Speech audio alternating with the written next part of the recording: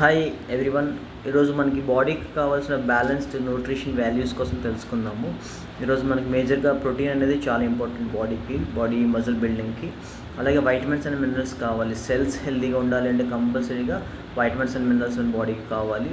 Third important nutrient ఏంటంటే carbohydrates. పిండి పదార్థాల్లో సింపుల్ కార్బోహైడ్రేట్స్, కాంప్లెక్స్ కార్బోహైడ్రేట్స్ అనేది చాలా ఇంపార్టెంట్ మన బాడీ ఎనర్జీ బిల్డప్ చేసుకోవడానికి కోసం. అట్లాగే మనకు గుడ్ ఫ్యాట్స్ కావాలి. మన బ్రెయిన్ హెల్త్ కావచ్చు, బోన్ హెల్త్ కావచ్చు. హెల్తీగా ఉండాలంటే గుడ్ ఫ్యాట్స్ చాలా ఇంపార్టెంట్.